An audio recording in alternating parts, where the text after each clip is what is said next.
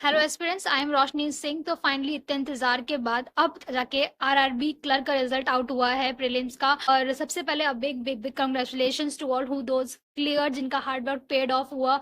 अब इसमें सिर्फ मेंस है और नाउ बस एक बार और मेहनत अच्छे से कर लो और finally you will get selected. At least you will get the backup, a great backup.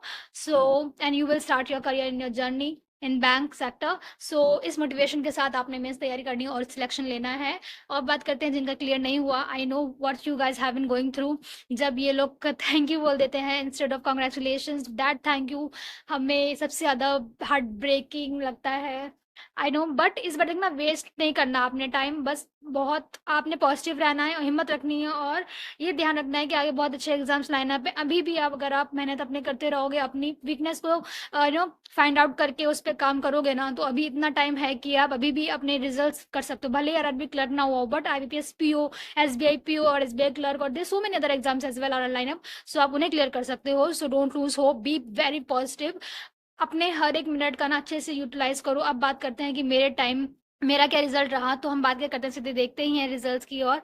तो क्या आया, तो मेरा तो थैंक यू ही आया। इन्होंने एक बार मुझे थैंक यू भेज दिया instead of congratulations. That thank you ना रियली हार्ट ब्रेकिंग होता है।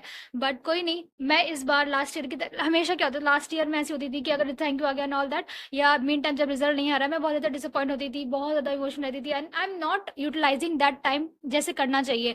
लेकिन इस बार what I change, what I learn from my mistake is कि अब मैं अपना कोई भी टाइम वेस्ट नहीं कर रही हूँ। अभी जैसे कि वीडियोस में नहीं आ रही, but mean while also I am working on my PO prelims के। मैं अपने सारी प्रैक्टिसेस कर रही हूँ लगातार। मॉक देना हुआ, चाहे प्रैक्टिस करना हुआ, की finding my mistakes and all and working on it. और मेंस के लिए आई एम डूइंग कि जो मैंने आपको टू लिस्ट भी अपने शेयर करी थी चैनल पे, उस पे उसके अकॉर्डिंगली वर्क कर रही हूँ, किस तरह से हम उसे कॉप अप कर सकते हैं। तो that way you will utilise, you should utilise your time. एक थैंक यू से आप बिल्कुल मत करो। We are in banking sector, no prepare field. So इसमें क्या होता है, बहुत सारे एग्जाम्स लाइन अप हैं, we have so many other opportunities as well. So don't let this thank you to affect your life and affect your career. Just make sure that अभी आपने बहुत बहुत बहुत मेहनत करनी है। और मैं खुद इस थॉट इस पे काम कर रही हूँ और I feel so so good कि मैं अब हार नहीं मान रही, मैं डिसअपॉइंट होकर अपना टाइम वेस्ट नहीं कर रही। और I am keep working hard और मुझे विश्वास है गॉड इज विद मी और one day will also get selected. ऐसे ही आपने भी पॉजिटिव अप्रोच के साथ काम करना है, क्योंकि जब हम पॉजिटिव रहेंगे ना, कहते हैं जिस चीज़ पे हम फोकस करते हैं ना, वही चीज़ होती चली जाती है। So if we focus that one day will definitely get selected, तो one day will definitely get selected, ये ऐसा होगा because God is with you. So आपके लिए भी यही है, इस थैंक यू पे आपने ज़्यादा परेशान नहीं होना। The only thing you should focused on that God is with you and you should keep working hard, keep make suring that you will optimum utilise the each and every moment of the day. And once you do ना, तो धीरे धीरे छोटे छोटे step ही होते हैं जो एकदम बाद में आके बड़े बड़े एग्जाम्स क्लियर करके आपको सिलेक्शन देते हैं।